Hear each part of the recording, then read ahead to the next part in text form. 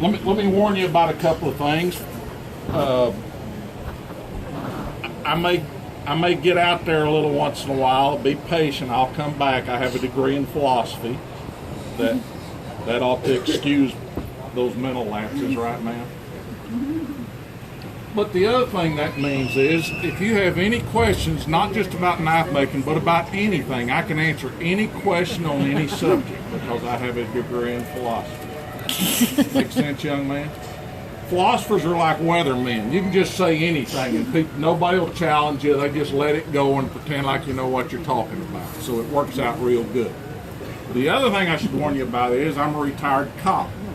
So if I'm talking along during my demo and I just stop and kind of stare off into space, I haven't left you. I'm trying to think of an acceptable term. I spent 25 years in law enforcement. In the last 20, I spent in South Florida primarily working in narcotics and gangs, and I'm still trying to adjust to communicating with civilized people. So I'm sure you'll be patient with me in that regard, right, young lady? Okay, good. All right, and now seriously, once I get started, I'll work right along, and if you have any questions, don't wait for me to stop or anything, just speak up. I'll be glad to answer any question you have, even if the answer is, I don't know. And I'm not afraid to say that. There's a whole lot about this and everything else that I don't know, so don't be bashful. For those of you, I have to remind myself, I grew up on a farm in northeast Arkansas, hunting on the railroad, and I have to remind myself that not everybody knows what a railroad spike is. This is a railroad spike. I make knives out of them. Here's one that I forged this morning you're welcome to look at. I do several handle styles. This is my favorite. That's called a pineapple twist. That pattern has been around since at least colonial America. There are antiques that predate the Revolutionary War that have that handle pattern on them. They did a lot of decorating with pineapple in the colonies. It was considered a good luck and a token of hospitality, and you see all kinds of things with it. We don't know who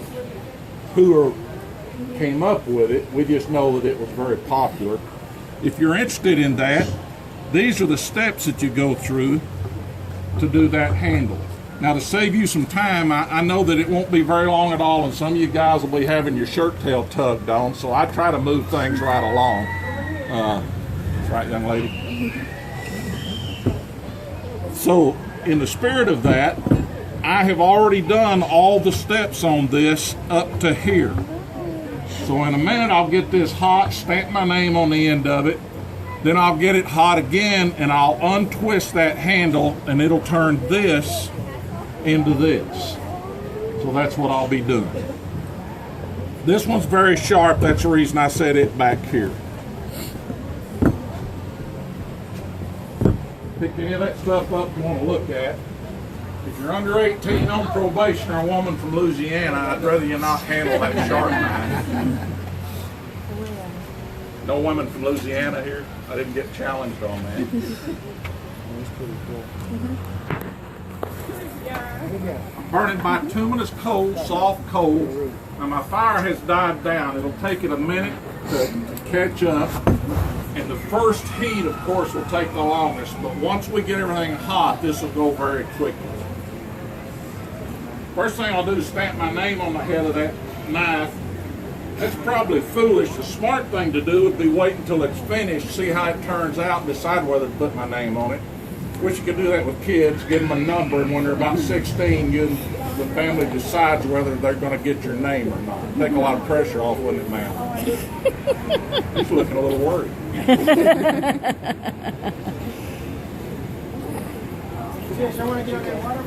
I do. I did this as a hobby for about 15 years, and when I retired, we moved back up here to the hills. Cheers, we made it just on time. I hung around the house about 6 months, and my wife came out here and got me this job. Did more nights like 2. I spent 5 years at the blacksmith shop, and then Ray, who's gone now, brought me over here. I'm sure a lot of you knew Ray. He passed away this past July. He was here a little over 27 years. Oh.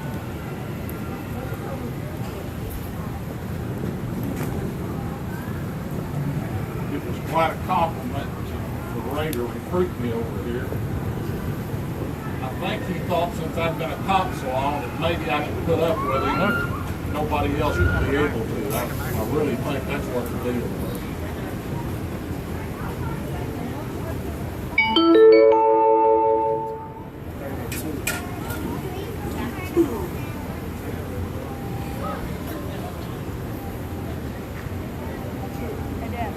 The fire has the potential of reaching maybe 3,000 degrees, but you never get your steel that hot. It would burn it completely up like a stick of wood long before it got that hot. We judge temperature by color. I'll show you. You can see that glow on that spike. Just as that cools enough that you can't see the glow anymore, it's about 900 degrees. That's usually when you burn yourself. If it's glowing, you know that it's hot. If it's not glowing, you know that it's somewhere between 900 degrees and air temperature. So you tend to get careless. Most forging is done between 1,600 and 2,100 degrees. If you see that dull cherry red there, that's probably about 1,350 maybe. I want that at least a good bright orange, which would be bumping 2,000 degrees. Yellow, orange is about 2,000 degrees. Those are all very general statements for a couple of reasons. The sun's nice and bright today. The same piece of steel at the same temperature will look much different right now than it did yesterday when it was cloudy. Also, you and I don't see colors the same. And lastly, what exactly is lemon yellow or yellow orange? Those things are all very subjective. Any man that's ever tried to help a woman paint a bedroom knows what I'm talking about. Right, man? He just didn't get it, did he?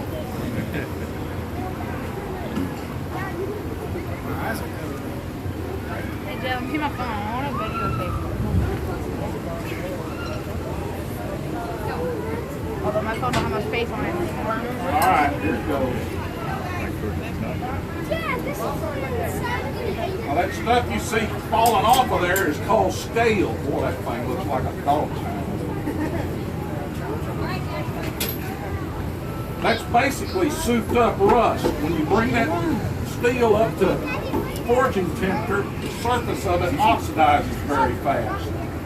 It's magnetic, it's almost pure iron.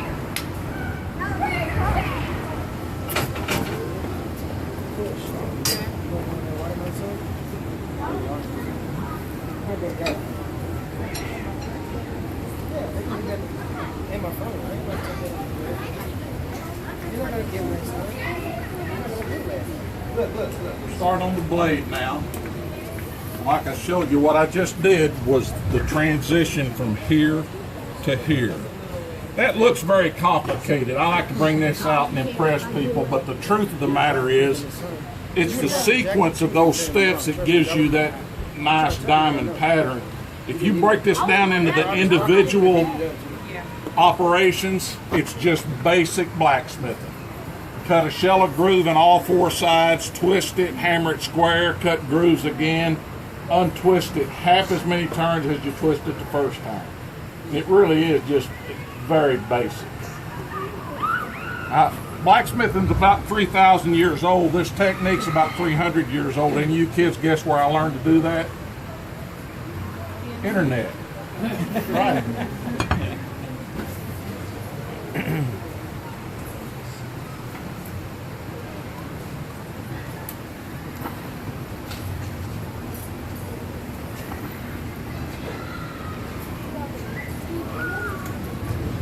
That blade I forged this morning, if I remember right, is a trailing point. If the tip comes higher than the spine, even a little, we usually call that a trailing point. What I'm going to do now is a clip point for that swoop out toward the end. So the first thing I'll do is hammer the tip down to a point.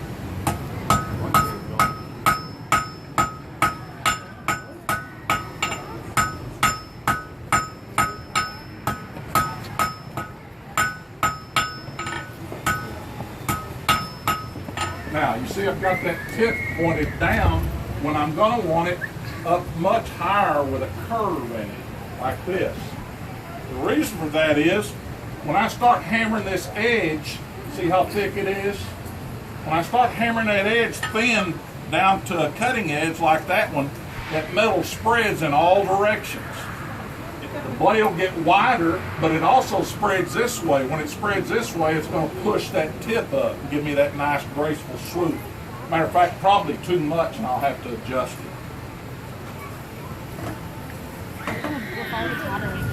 This whole process is just like raising boys. You just keep the heat on it and beat it until it turns out like you want it. Where? Oh, okay. Right, boys? Alright. You notice I don't offer any advice about raising girls. My wife raised one, and I was around, but I still don't have a clue what was going on. It's all a mystery. It still is. So you have a daughter, sir?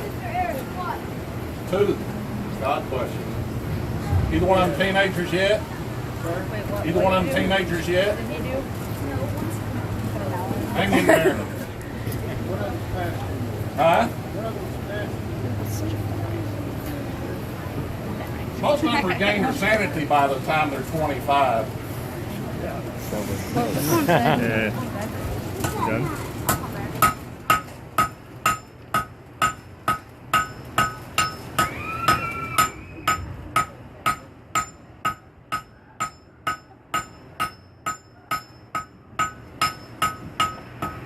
See, that tip is already much higher than I want it, so I'll bump that down as I go along.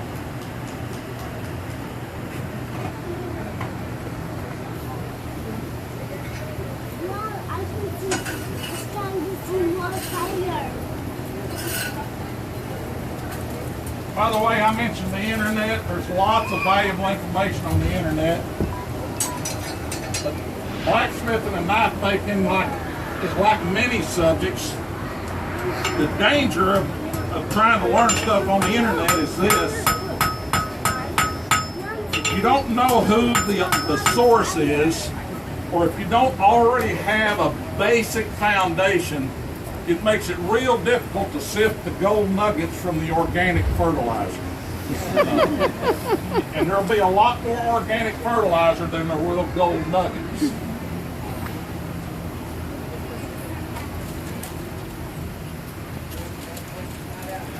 That's one of those terms I'm talking about. Who said that? Thank you, man. Besides, it kind of makes me feel like a tree hugger, and that's in right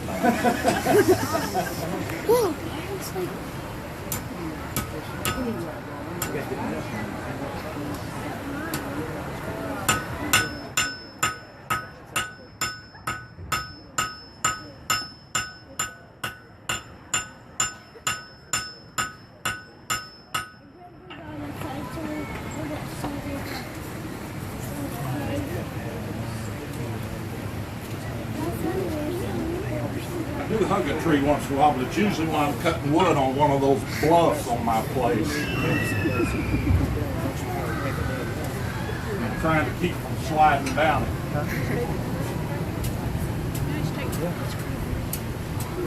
Just one of the shots.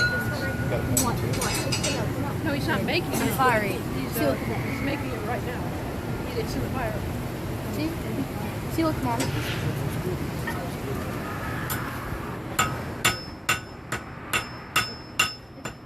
By the way, railroad spikes come in several grades. The most common are standard and high carbon. We only use the high carbon railroad spike for the knives because the standard spike will not harden enough to make any kind of knife. And that term high carbon is a little misleading. If you look at that spike, you'll see an HC on the head of it. The railroad requires the manufacturer to put that HC on every high carbon spike, and that's the term the railroad uses. But that's a railroad term, not a steel industry term, and that is not a true high carbon steel. It's a low medium at best. And to get any kind of hardness out of it, requires a very specific heat treating process. If you look in there in the display case where I have these knives, you'll see a spike nail with a lot of cuts in it. During my demo last year, I'd use one of those finished knives and take a hammer and hammer the cutting edge into that steel spike and then pass the knife around. It's possible to get them hard, but heating it up and dipping it in some burnt motor oil ain't going to do it.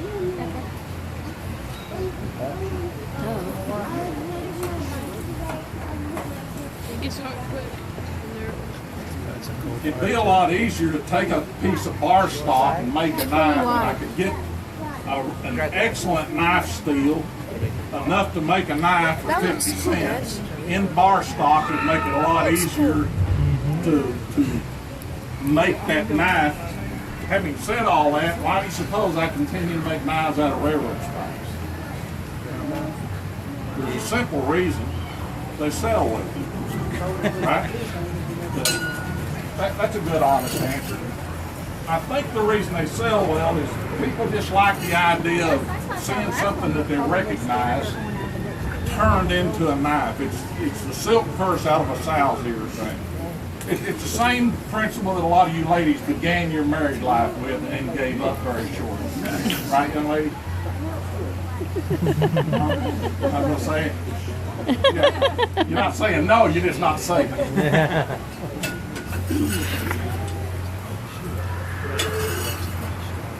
Lucky for us, girls are idealistic when they're young.